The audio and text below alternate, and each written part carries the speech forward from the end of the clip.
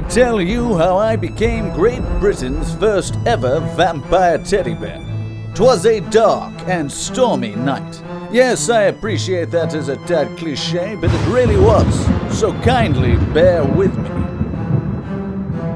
Ahem.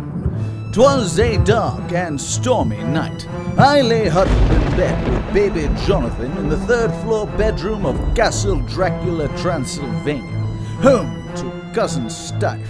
That's her there. Isn't she a beaut?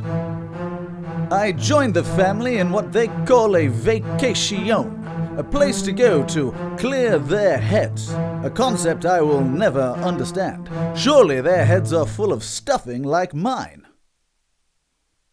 One night, all around the castle, the clouds rumbled their heavy distaste and threw down great bolts of lightning, which lit up the cold stone walls and sent flickers of frightening shadows dancing round our bed.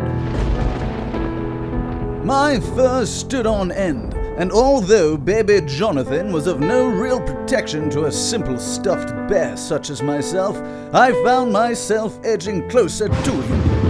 Instinctively, he put out a soft, fleshy, smooth arm around me, and for once in my life, I'm happy to admit I enjoyed his slobbery kiss on my fur. I had a fitful sleep. As soon as I drifted, another flash and rumble would startle us. Baby cried, I shivered, the bed shook. Then, all of a terrible sudden, the window blew open. The curtains reared up towards us. The wind whipped around our old, cold room. That's when I first saw her. First set my old bare eyes on her staggering beauty. I had been told of stories of old of her legend, but nothing could prepare me for the sight I saw before me. Cousin Stife stood tall and proud by the window, laughing maniacally, the wind whipping up her black cloak around her slender shoulders. The window slammed shut behind her, and within a second she stood at my feet. How? I looked up in abject fear, barely believing the vision before me. I had heard Cousin Stife was beautiful, but her beauty held me still and captivated me. Her mohair fur so soft and sleek, her eyes so crystal clear you could see your own impending doom within them.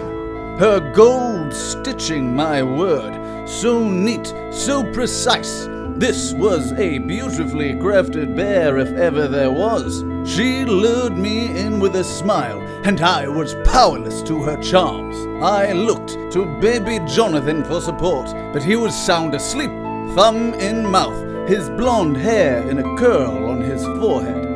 As I looked back to stunning Stife, her crystal eyes glowed a fiery yellow. She bucked her head back to reveal two grotesque long white fangs, glowing in a flash of lightning.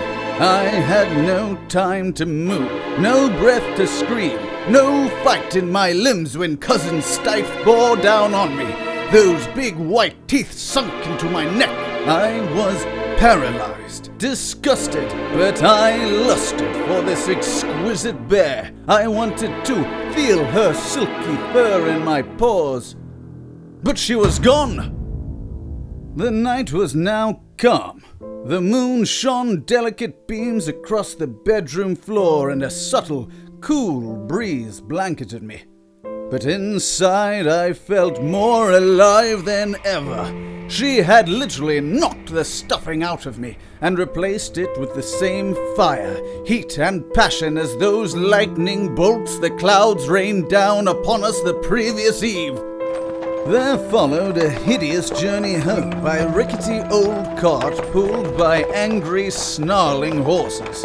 Me, upside down, stuffed tight in an old leather holdall, having to endure a hideously sickening crossing over the North Sea before finally docking in Whitby Harbour at 1 a.m. There I was finally released from my baggage entrapment and allowed to travel with baby Jonathan in the back of the family motorized car. Never before have I felt so alive, so much passion, so much hunger for blood and fur. I had been reborn!